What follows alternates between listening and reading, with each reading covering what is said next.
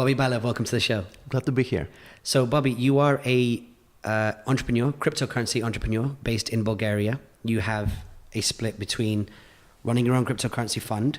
You're currently in startup mode for a cryptocurrency trading platform, and you've been following the cryptocurrency market for 3 to 4 years as an active holder of certain cryptocurrencies. As a very basic kind of overview for somebody who's maybe it's their first time hearing about cryptocurrencies today, can you just explain the concept to me? Because I'm sure that you're in a much better position, being so familiar with it, to explain it to people that keep wondering why Bitcoin keeps showing up in their social media feeds. Well, it keeps showing up because it gives you the power of the control over your money. People don't realize that having money in a bank, it's actually not their money, it's the bank's money. And cryptocurrency allows you to be the real holder and to directly transfer it to other people. Nobody can take it away from you, and it's super fast, and it's going to be very cheap. So to summarize, it's a peer-to-peer currency system that doesn't need to go through a centralized ledger, which is the bank. So if I want to transfer money to you, I essentially have to tell my bank to transfer money that it's holding on my behalf to a bank that's holding your money on your behalf. And there's 2 ledgers involved there, right? A request from me to my ledger, then a notification to your ledger that then gives you access to the money. With Bitcoin, there is no centralized ledgers. Everybody owns a copy of the ledger. And if I transfer you 1 Bitcoin, so I've got 10 and you've got 5, you go up to 6 and I go down to 9, every ledger is notified, and then that transaction is verified on the blockchain. Would that be right? Yeah, absolutely. Explain the blockchain for me. Well, it's a chain of blocks, which are full of transactions. So it's a linear chain of blocks. It's a linear chain, yeah. Yeah. Time-stamped. That's the most important thing. In order for you not to be able to double spend your coins, your transaction need to be time-stamped in a block, and so that everybody from the network knows that you've done it, and they're not allowing you to double spend this very same Bitcoin to another person. Yeah. So the miners are putting these blocks on top of each other. They're competing fiercely for the right to put the next block, and whoever wins the right is actually reimbursed with some amount of coins. So they're putting real effort in terms of time, resources for mining, for computers, and they're being rewarded for only with Bitcoins or only with the coins that they're mining. So they have a really sincere incentive to be honest and to put all reasonable transactions in the blockchain. So a miner is somebody who is processing the transaction, finalizing the transaction, and to do so, they have to contribute some processing hardware to the Bitcoin network. So if I was a miner, I would probably set up a bunch of servers in my home, and their job would be to finalize transactions, and I've got to pay for the electricity and the maintenance of that.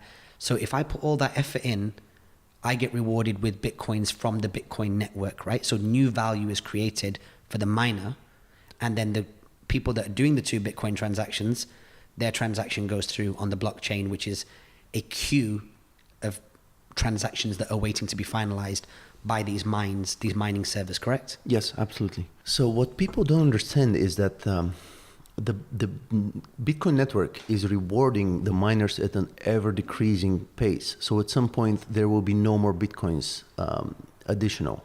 So that means no inflation. It means this is one of the characteristics of perfect money. It will be the same amount every day. That completely changes the way current money is structured. Currently, we have government currencies under the control of the governments and the central banks, who are able to print as much as they want, and they're able to drive down the interest rate, which changes the whole economy, changes the whole picture. It creates different bubbles in different areas, and as of right now, we have the real estate actually becoming from something that you consume and you use. It's become a financial instrument. It's become a financial instrument where people are trying to preserve the value of their money. Mm-hmm. They intuitively understand that money is losing value, so they're looking for ways how to preserve it. Mm. This is driving up the real estate market artificially. You're talking about things, for example, like Asian purchasing of homes in places like Toronto and London and Not only. new rich countries that are buying properties That's part of it. in established markets as a financial asset class almost. That's part of it, but it's even beyond that. People in a certain country, when they have more money, they try to buy a second apartment, a third apartment, a house, a land somewhere, so that they could preserve the value of this money. They don't want to keep it in the bank. First, because there is almost no interest, practically no interest. Second, because the bank may go bankrupt. And third, because they inherently feel that money doing nothing is losing its value because it's being inflated, it's being printed out, and it's really losing its value. The dollar has lost 98% of its value for the past 100 years. And it's losing it in a higher speed right now. So what could change with currency, which is outside of the central bank control, it's extreme social change, where people are more incentivized to save. They will not be in debt as they are right now. There will not be such an extreme bubble in almost everything right now. There's from stocks to real estate, bonds, everything's in a bubble. So if we take that power away from banks to inflate, deflate, play with macroeconomic financial mechanisms such as interest rates and the value of currencies against each other, that means that the power is taken away from them. Yeah. So that's what's happening at a macro level. But at a micro level, you've got people on the street right now that are downloading apps to their phones, which are cryptocurrency wallets or Bitcoin wallets, Bitcoin being the most popular of all the cryptocurrencies at the moment. They're actually spending their US dollars or pounds or whatever to buy Bitcoins, which are going up and down in value. And there is certainly a big adoption of Bitcoins right now from a consumer's point of view. But who's selling stuff in Bitcoins right now? Who's actually accepting Bitcoin right now? Well, there are many places you can search. There are websites listing all the merchants accepting Bitcoin, but the most prominent merchants are Expedia.com, Dell Computers. I think Wikipedia accepts donations in Bitcoin. There's lots of them. You could literally live on Bitcoin. There are documentaries showing people living just off Bitcoin, nothing else. So it's already possible to spend it and buy almost anything in the world. Okay, so if I'm a mainstream shopper, regular, Joe Schmo walking down the street, I use MasterCard, Visa, cash, things of that nature. I'm seeing all these posts come up and down social media talking about how Bitcoin has gone, it's kind of doubled in the last couple of years and in the last 6 weeks. So as a point of reference, we're recording this in November 2017, where we've seen Bitcoin go from the late $3,000 mark to as high as $7,500. If you don't know about Bitcoin, you don't know about blockchain, and you think to yourself, well, I want to see some of that growth with my own money, which is the big sentiment, I would say, at the moment. How does one get involved and make money? Well, the best way is you can actually register to an exchange, buy a hardware wallet where you can keep the coins, and select a good basket of cryptocurrency and keep that basket. Don't put all your money into one cryptocurrency, because right now there's this huge fight among them, which is actually good, because at the end the best one will win. We don't know which one is the best right now. So the smartest thing an investor can do is to spread around 5, 6, or even 10 of the most promising currencies. Uh-huh. What are the top 5 today? I would say Bitcoin. There is this huge fight between Bitcoin and Bitcoin Cash. Okay. And Bitcoin so Cash Bitcoin is a and spin-off. Bitcoin Cash are two separate currencies. They are separate currency, yeah. The network split in half this August 1st, 2017. And Bitcoin Cash is a spin-off of the legacy Bitcoin network, with the idea where people running Bitcoin Cash are building these trains, the blocks, as big as they can, so that they could feed more people or more transactions. This is one way of scaling. That is one vision, and the other vision is a second layer solution. So the other vision of the legacy Bitcoin people is more like, okay, let's not increase the train size, but let's use other vehicles to transport these transactions. Right. Yeah. So and we still don't know. I'm personally I would like to use both, to be honest. And if it's possible to quickly increase the size of the blocks, then I would first do that and then rely on second layer solutions. So we could use both ways. But then there's this huge, it's almost like a religion. people fighting in the camp, and they're insulting each other on Twitter. It's a war. So people who prefer one side, they spin off and they created the Bitcoin Cash currency. So it's almost a direct competitor to Bitcoin right now. Right. It's competing for price, attention, and mining power. So we've got Bitcoin, we've got Bitcoin Cash. Yeah, Ethereum is another Ethereum one. is another one. Yeah. It's a little bit different. Ethereum it's supposed to be a smart contract platform. It's not directly made for payments. That's why it's account based. Normally you keep one account and all ethers and all payments are coming and going from there. And in Bitcoin, it's more privacy oriented. You can create as many accounts as you want in your wallet. Ethereum, but the Ethereum structure makes it more easy if you want to execute smart contracts with this. I think it's a little bit ahead of the future. The development that's going on in Ethereum. There is a lot of ideas about decentralizing almost anything, any web application. You can probably decentralize using Ethereum's network. But then it's still early a little bit. It's right now at the moment, Ethereum is finding its use cases. And so far, until 2017, it didn't have a use case. That's why I was a bit skeptical investing in Ethereum. But then all of a sudden, the first real world use case of Ethereum was creating new tokens. So now with Ethereum, everybody can create a token, name it whatever you want, and it's gonna be built on top of the Ethereum network. So your token will be protected by all the miners of Ethereum, and you can use all the infrastructure of Ethereum, and you can use your token for whatever you want. So what's a token? A token is a digital unit, which could be transferred within this any kind of digital system. Right. So you can create, let's say 1,000. You can create a new company. You can create 1,000 tokens, and you can say that each token represents a value of the potential profit. So if I do an ICO, which is an initial coin offering, I would purchase a series of tokens. Once the company that's issuing this coin, this new cryptocurrency, has generated enough revenue from these tokens, it then has the ability to start issuing the coin. And when it issues the coin, it assigns an inherent value of the tokens to those coins. I can give you an example. For example, Amazon, if they say we're not going to use the US dollar anymore, we're going to do an Amazon coin. So and you can pay for everything in Amazon with this Amazon coin only.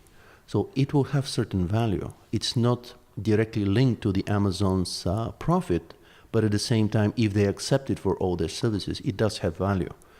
So there are different ICOs. Some of them are more like traditional companies. Some of them are more like platforms where you can pay with these coins. But that's the basic idea. It's very easy to do an ICO over Ethereum, using Ethereum, because you use all their infrastructure and security. And then what's going to happen with your project has nothing to do with the network. But my views of ICOs is the following. Ethereum specifically, and Bitcoin as well, but Ethereum more so, rose very, very quickly this year. So lots of people had their investments increase with 30, 40 times over 6 months, which is extremely high return. So with this high return, you don't value the money so much as an investor. It's like a windfall. So you're easily willing to spend a small percentage of that for other very risky investments. So far with the ICOs, they have crowdfunded about $3.5 billion this year.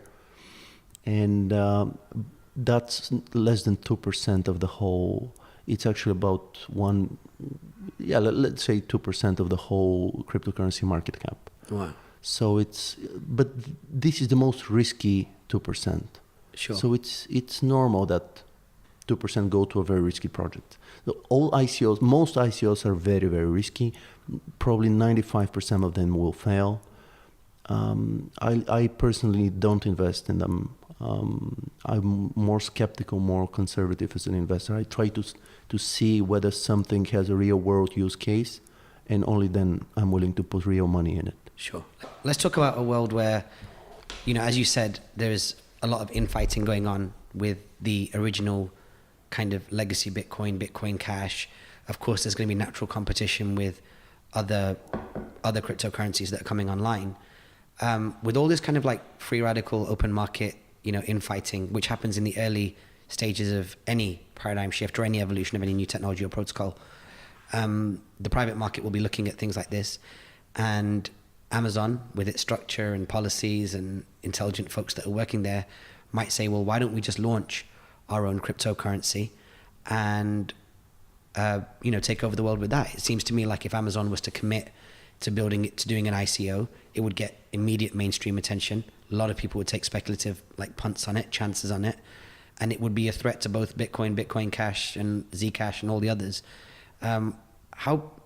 How much of a reality is that world? I mean, could that happen? Are institutions the ones that are going to ultimately make cryptocurrency institutionalized in society?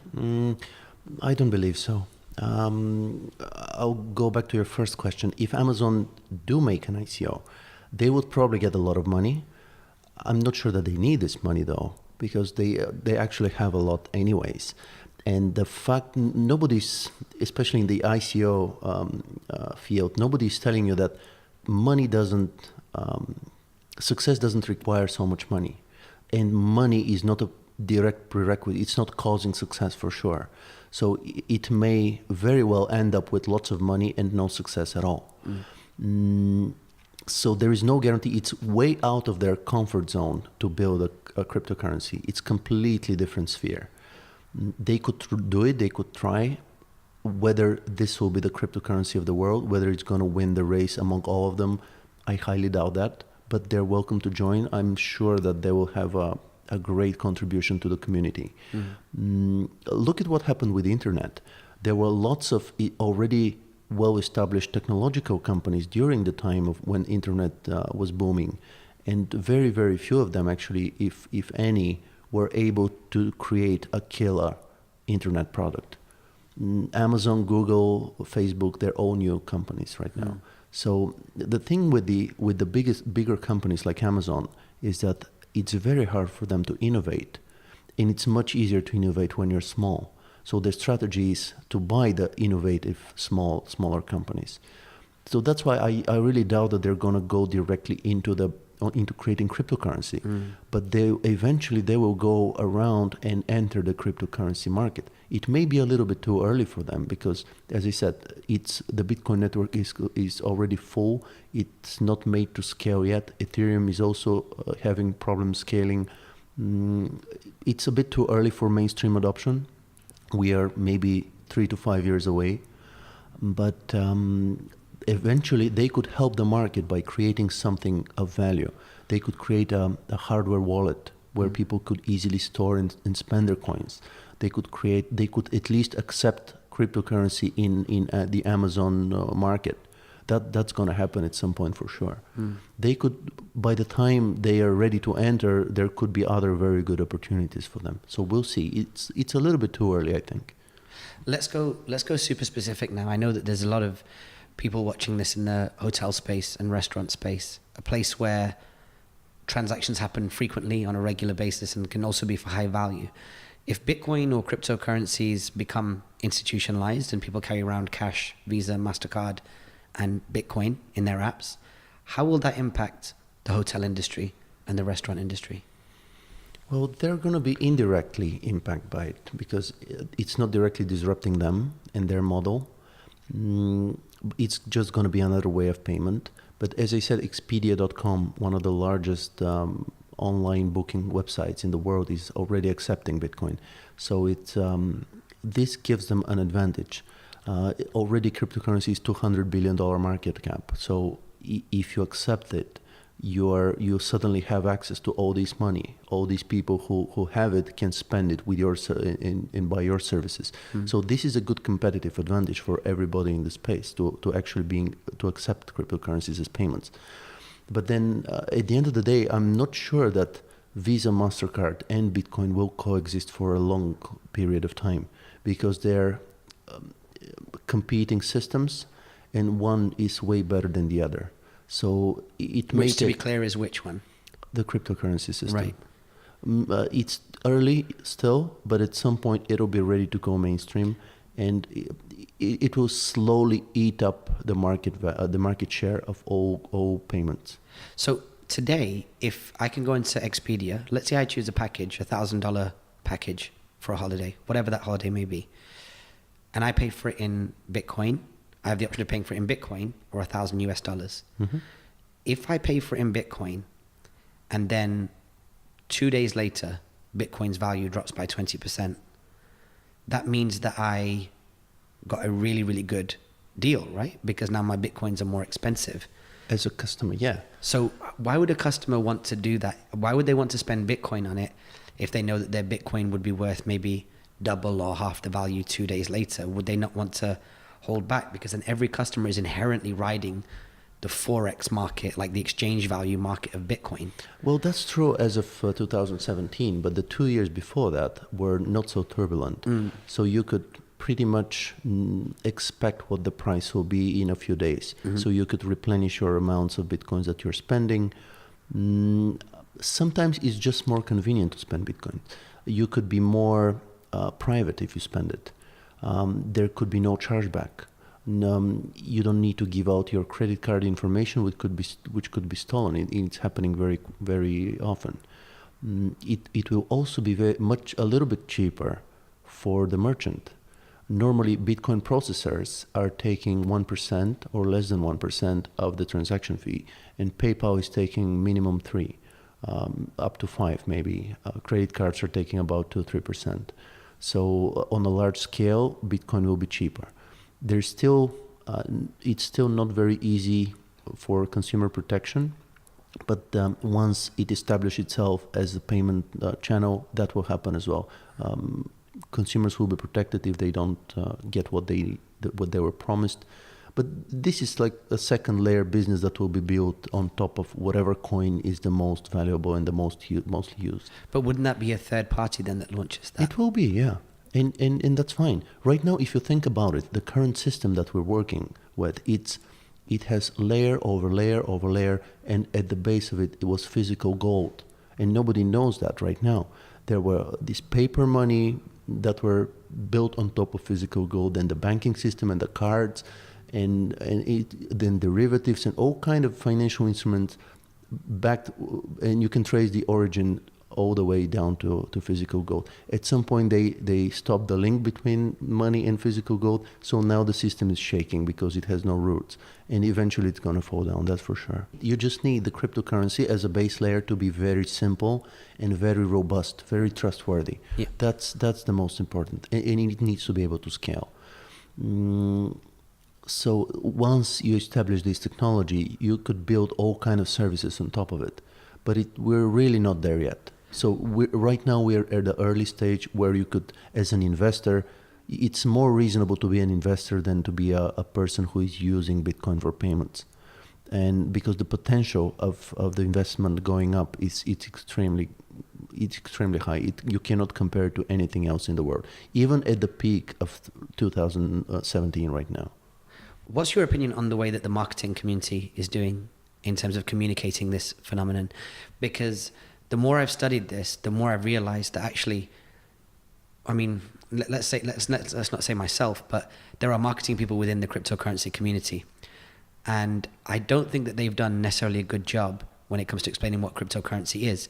I would argue, after spending several weeks studying this, that the consumer markets are way more familiar with cryptocurrency as a concept than maybe the cryptocurrency community is currently taking credit for.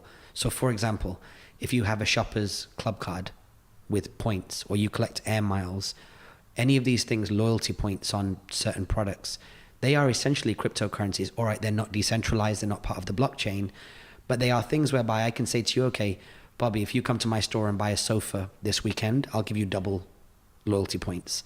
Or if you redeem a flight to Miami tomorrow, I will double the value of your points that you have with me, air miles, and deduct that off the price of the flight.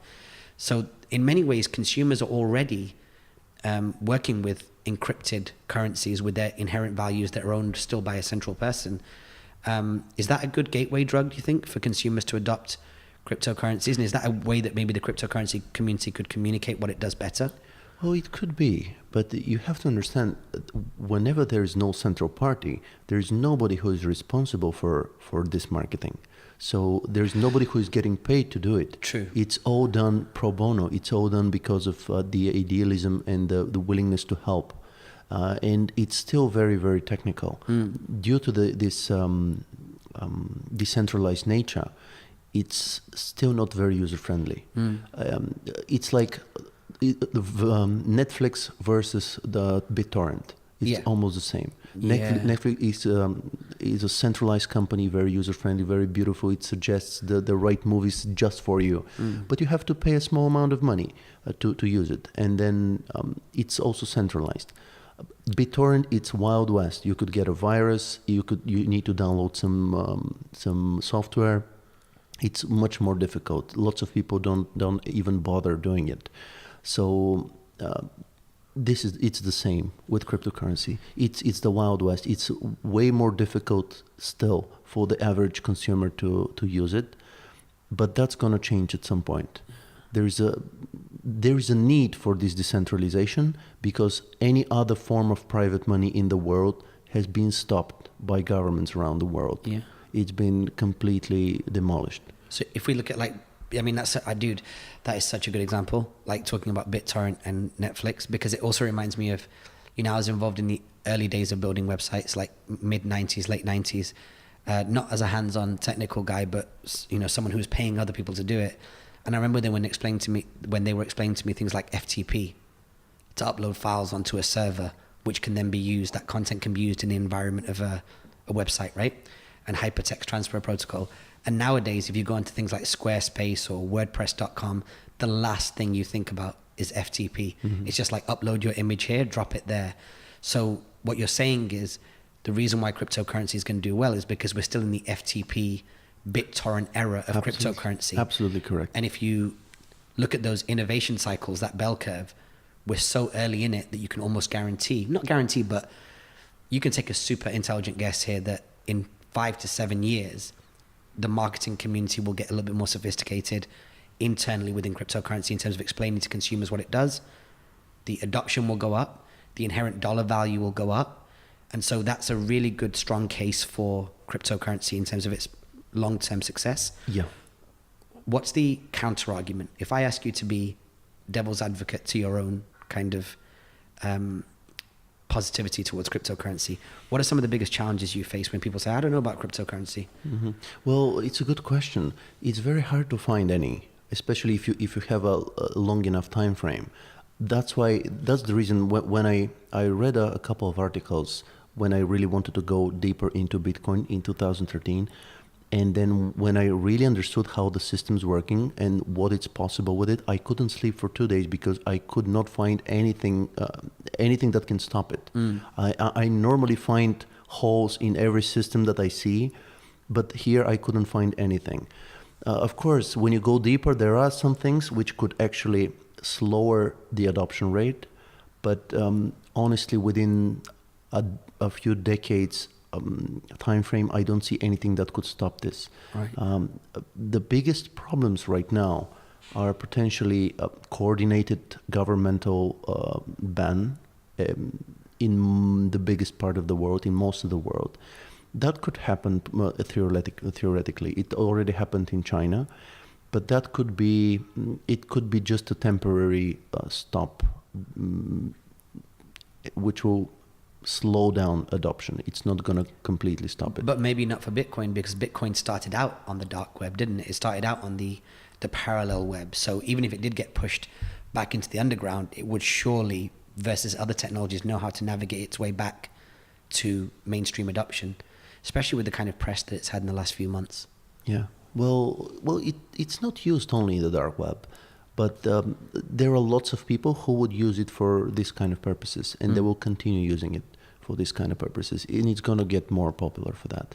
But to be honest, I don't really understand why would any government ban cryptocurrency, because they will drive away this capital away from their country. So it's this huge game theory among governments they are also in some form of competition with each other. So if you ban, you will completely drive out all the business and all the capitals. So this is what happened in China. All the exchanges closed. Miners in China is the biggest Bitcoin and cryptocurrency mining community in the world. They're very afraid. They're moving out of China.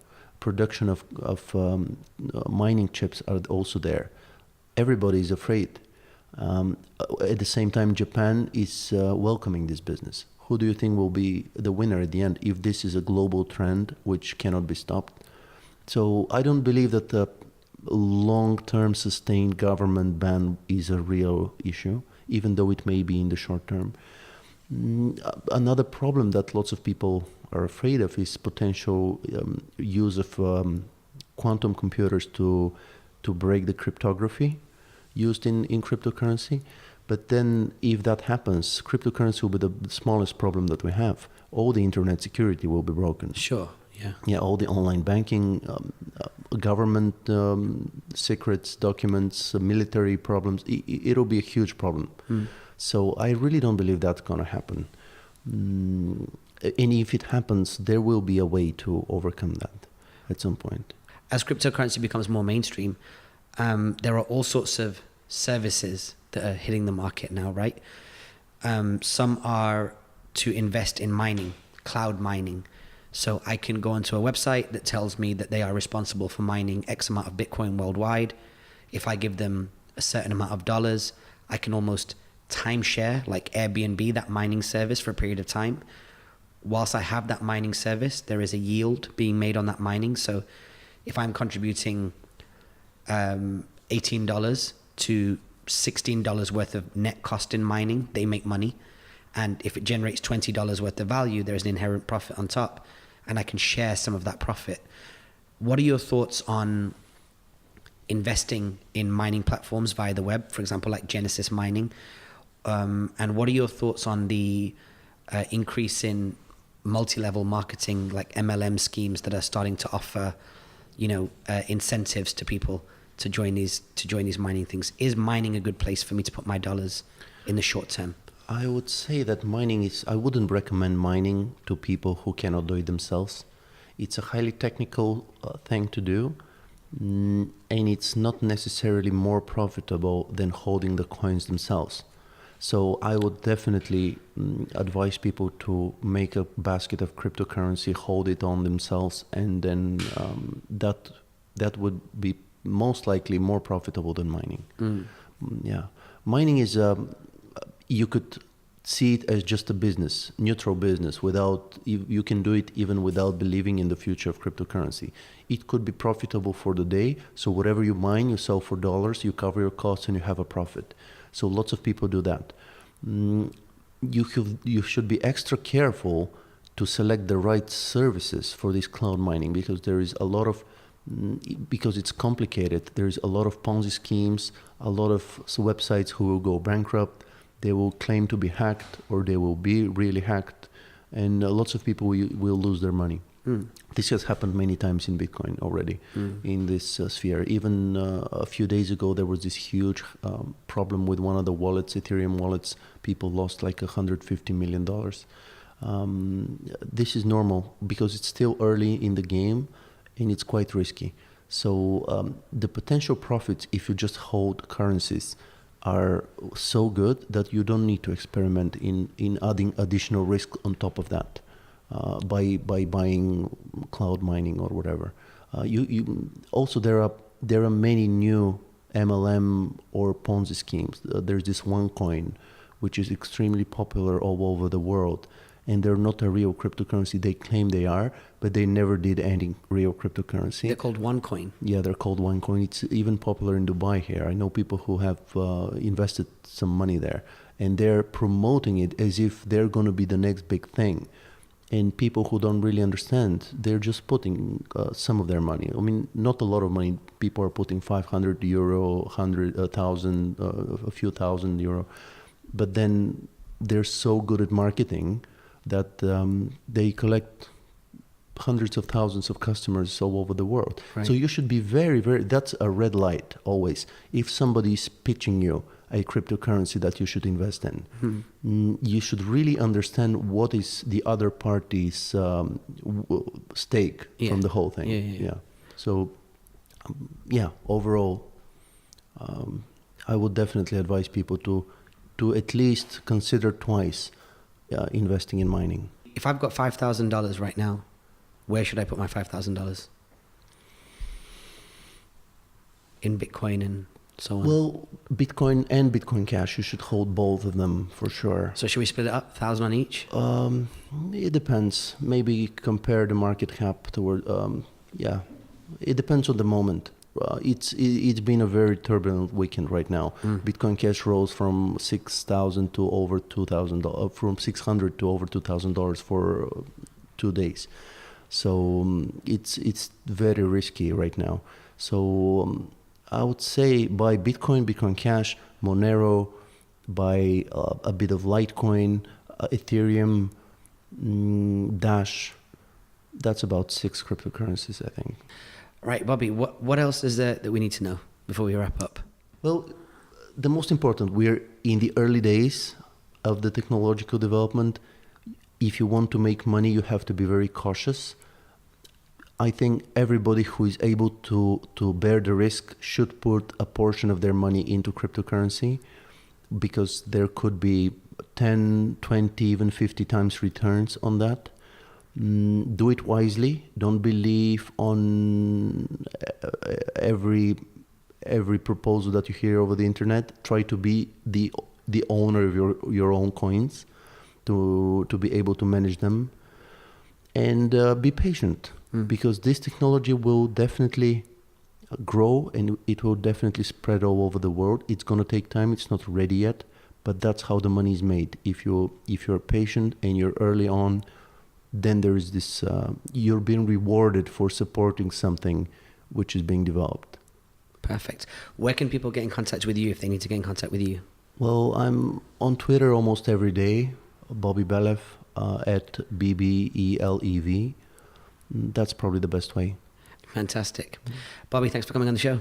Thank you very much. It was a pleasure.